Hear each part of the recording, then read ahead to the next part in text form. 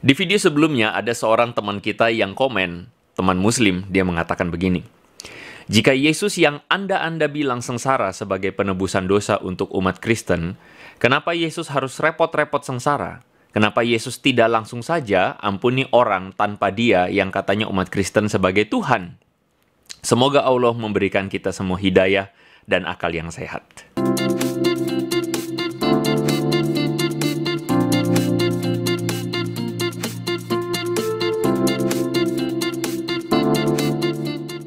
Itulah sebabnya kenapa kali ini kita berbicara tentang atonement. Kata atonement ini diterjemahkan di dalam bahasa Indonesia sebagai pendamaian yang erat kaitannya dengan sebuah istilah yaitu penebusan juga. Memang kata ini adalah satu kata yang asing bagi kita. Bahkan bagi mereka yang berbahasa Inggris pun ini adalah sebuah kata yang asing. Karena istilah ini berasal dari satu istilah Inggris kuno yaitu at one man. Istilah ini memang bagus karena mengandung tujuan dari pendamaian itu sendiri, yaitu kebersatuan antara manusia berdosa dengan Allah yang kudus. Tetapi masalahnya adalah makna dari atonement atau pendamaian tidak sesederhana hanya berdamai. Karena pada akhirnya membuat orang bertanya, kenapa kalau tujuannya berdamai nggak hanya sekadar mengampuni aja? Nggak heran orang yang menuduh kita berkata begini, ya udah, Tuhan ampuni aja, ngapain susah-susah untuk mati di kayu salib? Orang susah untuk menerima kenapa Yesus harus mati di kayu salib. Kenapa caranya harus melalui sengsara? Kenapa caranya harus mengerikan seperti itu? Tuhan kok mati digantung? Peristiwa penyaliban itu bukan peristiwa Yesus atau Isa atau Yesus Hamasyah. Ini cerita gila di mana ada Tuhan disalib, itu satu. Oleh karena itu, kenapa kita harus kembali kepada pemahaman Alkitab itu sendiri? Jadi di dalam video ini gue ingin mengajak kita untuk melihat konsep keseluruhan Alkitab, lambang-lambang yang ada di dalamnya, dan penggenapannya yang terjadi di dalam Yesus Kristus di kayu salib. Jadi mohon kesediaan teman-teman untuk menyimak dengan baik, jangan di-skip atau dilewat-lewatin. Kalau perlu diulang kembali kalau teman-teman kelewatan apa maknanya. Ini penting banget supaya kita tidak kehilangan benang merah dari apa yang menjadi karya Kristus di kayu salib. Oh ya, di bagian akhir dari video ini gue akan singgung satu hal yang menarik yang membantu kita untuk memahami kaum muslim yang tidak mampu untuk mengerti konsep ini. Karena mereka pun sebenarnya sendiri kebingungan di dalam melihat satu peristiwa kurban atau konsep pengorbanan itu sendiri. So karena itu saksikan video ini sampai habis biar nggak gagal paham.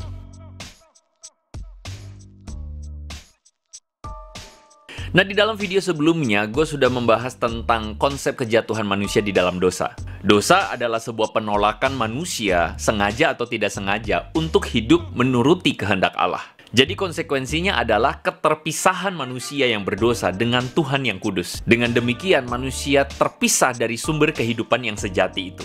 Oleh karena itu, Alkitab ingin memberitahukan kepada kita, ada hal penting yang harus kita lakukan di dalam hidup, yaitu membalikkan situasi keterpisahan manusia dari Tuhan. So, bagaimana caranya relasi antara manusia dengan Allah menjadi pulih? Dalam video yang terdahulu juga, gue menunjukkan bagaimana Allah sendiri yang berinisiatif mencari manusia yang terhilang. Tuhan mengadakan perjanjian dengan umatnya, dan itu menunjukkan bahwa Tuhan kita adalah Tuhan yang setia. Nah, salah satu lambang bahwa Tuhan tidak meninggalkan umatnya, yaitu melalui kehadiran Tuhan, melalui kemah suci. Ini adalah sebuah sarana di mana umat Israel boleh datang kepada Tuhan, berjumpa dengan Tuhan. Tetapi karena Allah adalah Allah yang kudus, maka manusia tidak bisa datang kepada Tuhan secara sembarangan. Ini kelihatan dari struktur kemah suci, di mana kemah suci itu terbagi menjadi 3 bagian. Bagian yang pertama yaitu bagian pelataran. Di bagian ini semua orang Yahudi boleh masuk ke sana karena mereka masuk membawa persembahannya. Bagian yang kedua adalah bagian Maha Kudus. Ini adalah bagian yang khusus dimasuki oleh imam saja. Dan disitulah imam mempersembahkan roti sajian, membakar ukupan sebagai lambang doa-doa yang dinaikkan kepada Tuhan. Dan bagian yang paling akhir yaitu ruang Maha Kudus. Dan ruangan ini adalah ruangan yang sangat amat sakral karena tidak boleh sembarang orang masuk. Yang bisa masuk di dalam ruangan ini hanyalah imam besar. Dan itu pun dia masuk ke dalam hanya 1 tahun sekali, yaitu pada hari raya pendamaian. Atau dalam bahasa Inggrisnya The Day of Atonement tadi. Atau di dalam bahasa Ibraninya Yom Kippur. Nah, setelah memikirkan dan mendalami materi ini dengan lebih dalam, gue memutuskan untuk membahas hari raya pendamaian ini di dalam topik yang terpisah. Karena ada hubungannya dengan perkataan Yesus yang cukup sulit untuk dimengerti oleh banyak orang.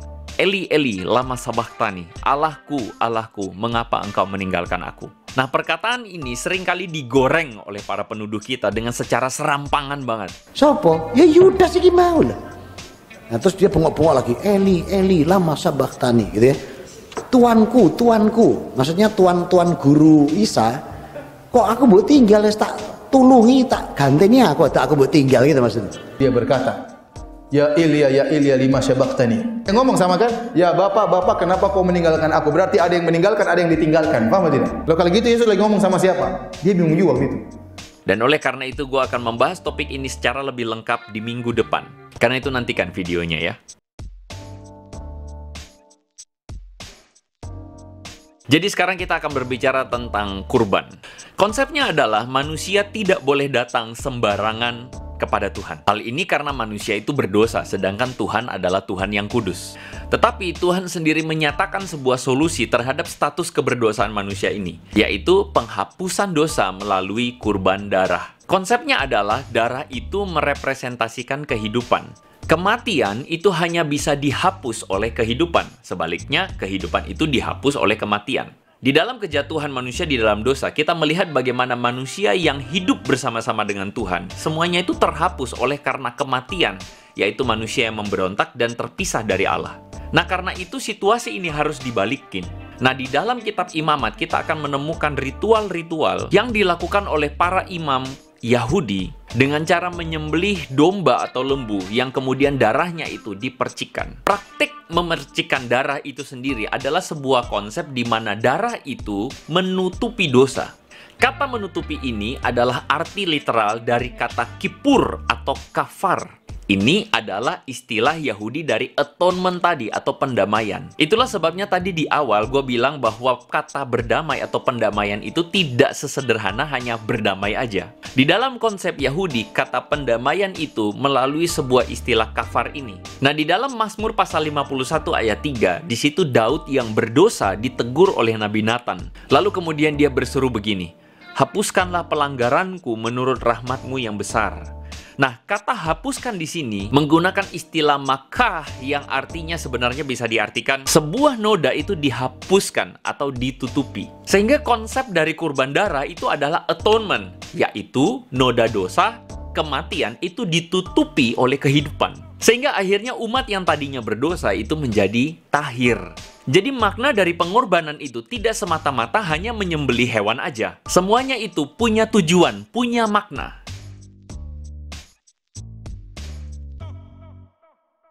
Yuk kita ingat lagi kisah kejatuhan manusia di dalam dosa. Dalam kisah itu dikisahkan manusia itu menyadari dirinya telanjang. Ini adalah lambang keberdosaan manusia yang mendatangkan rasa malu dan rusaknya relasi antara manusia dengan Allah dan manusia dengan sesama. Dan teman-teman ingat, salah satu yang Tuhan lakukan adalah Tuhan berinisiatif menutupi rasa malu manusia itu dengan pakaian dari kulit binatang. Perhatikan hal ini, menutupi rasa malu manusia dengan menggunakan kulit binatang.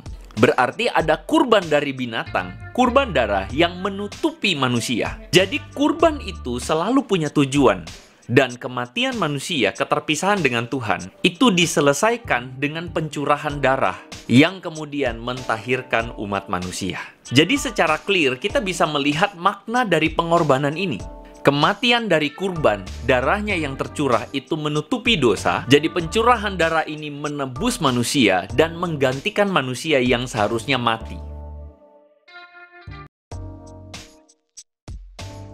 Simbol darah yang menutupi hukuman dosa serta konsep korban pengganti ini menjadi sangat kuat kalau kita melihat satu peristiwa yang paling penting dalam sejarah umat Yahudi, yaitu Paskah. Kitab Keluaran pasal 12 menceritakan kepada kita bagaimana orang Israel itu diperintahkan untuk mengantisipasi tulah ke-10 yang akan Tuhan lakukan di tanah Mesir.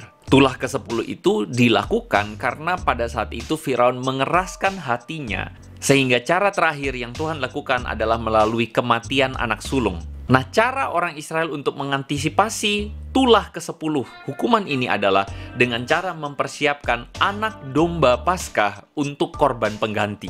Lalu darahnya dioleskan pada ambang pintu dan tiang pintu kayu rumah mereka. Maka di dalam narasi pasal 12 ayat 23 di situ dikatakan bahwa apabila Tuhan melihat darah pada ambang atas dan pada kedua tiang pintu rumah itu, maka Tuhan akan melewati pintu itu dan tidak membiarkan pemusnah masuk ke dalam rumahnya. Nah, jadi melalui kurban Paskah ini, akhirnya orang Israel terluput dari kematian anak sulung mereka. Sedangkan rumah-rumah orang Mesir yang tidak memiliki simbol darah itu, disitulah terjadi kematian anak sulung.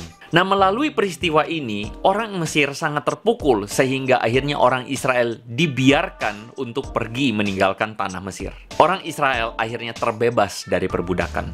Nah, teman-teman perhatikan simbol ini. Simbol anak domba yang disembelih sebagai kurban pengganti. Darahnya itu tercurah di tiang pintu kayu orang-orang Israel. Menurut teman-teman, ini gambaran apa? Bukankah ini adalah gambaran Yesus Kristus sebagai anak domba Allah yang darahnya juga tercurah di tiang kayu salib bagi kita? Untuk menyelamatkan kita, menggantikan kita dari kematian kekal, perbudakan dosa, kematian akibat dosa. Sehingga inilah yang menjadi makna Paskah di dalam kekristenan. Kalau Paskah Yahudi adalah pembebasan umat Israel dari perbudakan di Mesir, Paskah bagi umat Kristen adalah pembebasan kita dari perbudakan dosa melalui pengorbanan Yesus Kristus sebagai anak domba.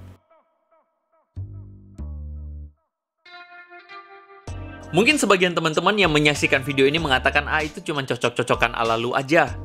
Bro, gue tunjukin. Ini adalah konsep keseluruhan dari perjanjian lama sampai perjanjian baru. Ketika manusia jatuh di dalam dosa, Tuhan sendiri sudah mengatakan kepada Hawa bahwa keturunan Hawa akan datang untuk meremukkan kepala iblis. Tetapi tumitnya sendiri akan diremukkan oleh iblis. Nah, tumit yang remuk itu menggambarkan bagaimana Yesus itu menggenapi janji Tuhan untuk menghancurkan kuasa iblis. Tetapi caranya adalah melalui penderitaannya di kayu salib, di mana di kayu salib itulah tumit Yesus diremukkan oleh paku. Tetapi dengan diremukkannya Yesus, dia mengalahkan dan menghancurkan kuasa iblis atau kuasa dosa itu. Jadi konsep yang diberikan kepada kita adalah menghancurkan kuasa iblis itu melalui sebuah jalan penderitaan atau melalui sebuah jalan pengorbanan. Hal ini sinkron banget dengan nubuat dari Nabi Yesaya 53 tentang hamba Tuhan yang menderita, hamba Tuhan yang diremukkan. Tetapi dia, Yesus, tertikam oleh karena pemberontakan kita. Dia diremukkan oleh karena kejahatan kita.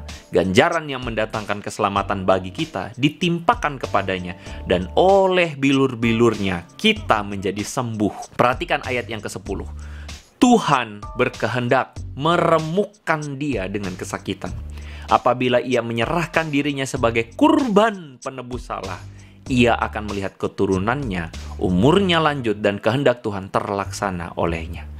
Kurban penebus, itulah Yesus Kristus. Jadi Yesus mati untuk menebus dosa kita. Darahnya tercurah untuk menutupi segala kematian kita. Dan ini adalah hal yang paling mendasar untuk memahami kenapa Yesus harus mati di kayu salib. Lalu mereka bilang, ini kan konsepnya Paulus. Salah besar.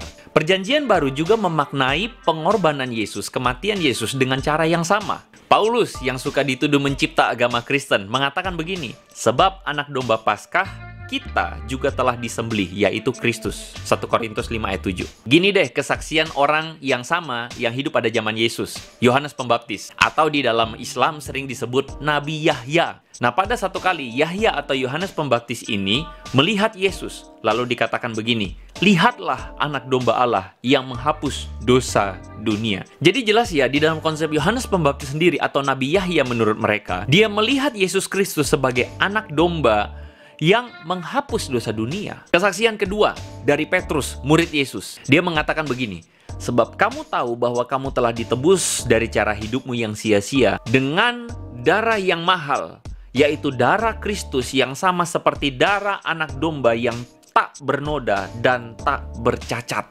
Selain itu, di dalam kitab penutup, yaitu kitab Wahyu, apalagi pasal 5, pasal 6 seterusnya, Yesus itu digambarkan sebagai anak domba Allah.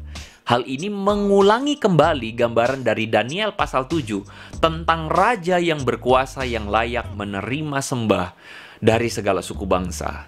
Jadi dari gambaran Alkitab, perjanjian lama maupun perjanjian baru, konsisten menyatakan bahwa Yesus itu karyanya adalah sebagai anak domba, kurban yang menggantikan umat manusia, menanggung dosa kita, kemudian menyelamatkan kita. Jadi dari seluruh gambaran Alkitab ini, menurut teman-teman, siapakah Yesus? bagi kamu? Silakan teman-teman tulis di kolom komentar. Sehebat-hebat ustadz, mereka nggak mengerti konsep kebohongan kafir Kristen, kecuali memang sudah ahli seperti saya. Peristiwa penyaliban itu bukan peristiwa Yesus atau Isa atau Yesus Hamasyah. Ini cerita gila, di mana ada Tuhan disalib, itu satu. Jadi teman-teman, kita nggak usah heran, apalagi baper, apabila kita melihat ada teman-teman muslim yang sulit untuk mengerti konsep ini. Mengapa? Karena memang bagi mereka konsep kurban itu tidak memiliki makna penebusan dosa sama sekali. Mereka sebenarnya punya tradisi kurban yang mereka biasanya peringati di dalam Hari Raya Idul Adha. Tetapi peristiwa itu adalah peristiwa hanya sebatas untuk mengenang Nabi Ibrahim yang mempersembahkan anaknya. Sebenarnya kita Kristen dan Islam itu sama-sama setuju bahwa peristiwa itu ada. Tetapi Kristen itu berbeda karena memahami domba yang disediakan Allah itu sebagai pengganti dari nyawa Ishak. Sedangkan pandangan Islam yang diwakili oleh pandangan para ulamanya itu tidak demikian melihat peristiwa itu. Lucunya nih adalah mereka sibuk berdebat, memaksakan bahwa yang dipersembahkan Abraham itu bukan Ishak tetapi Ismail. Nah, hal ini terjadi memang karena Quran itu tidak menjelaskan dengan jelas siapakah yang dikurbankan Abraham. Surah 37, 102-107 misalnya menjelaskan bahwa Abraham itu mendapatkan mimpi untuk mengorbankan anaknya yang sudah cukup umur. Siapakah anak itu? Nggak tahu. Nah, cuman menariknya adalah dari kalangan sahabat Nabi ada yang berpendapat bahwa yang dipersembahkan adalah Ishak. Misalnya Umar bin Khattab, Jabir Al-Abbas atau Kaf Al-Akhbar. Bahkan para ahli tafsir atau mufasir mula-mula itu abad ke-8 ya, sekaliber Muqatil Ibnu Sulaiman Al-Baqi, itu menyebut bahwa yang dipersembahkan saat itu tuh Ishak. Hingga abad ke-10 pun, misalnya tafsir Al-Tabari menjelaskan bahwa mereka yang pro Ishak berimbang jumlahnya dengan yang pro Ismail. Nah, barulah di abad yang ke-14, Ibnu Katsir itu menjelaskan pandangan pro Ismail itu tersebar luas. Jadi data-data ini kita cuma tahu aja lah. Padahal kita tahu sumber Yahudi bahkan sumber Kristen dari Kejadian pasal 22 berabad-abad menjelaskan secara eksplisit bahwa Ishak itulah yang dikorbankan oleh Abraham. Tapi sekali lagi, seharusnya perhatian kita tidak tertuju kepada siapa yang dikorbankan karena sudah jelas itu Ishak, melainkan perhatian kita seharusnya tertuju kepada mengapa domba itu dihadirkan Tuhan,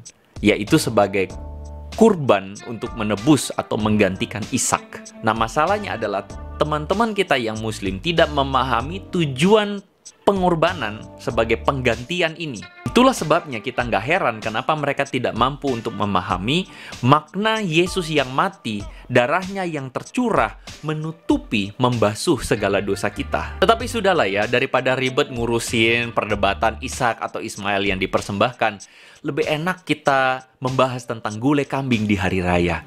Betul atau enggak?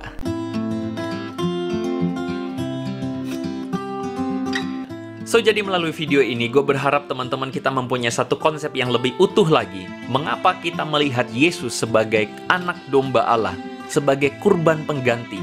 Darahnya yang tercurah itu menutup dan membasuh dosa kita, sehingga membuat kita akhirnya menjadi layak dan bisa kembali kepada Tuhan.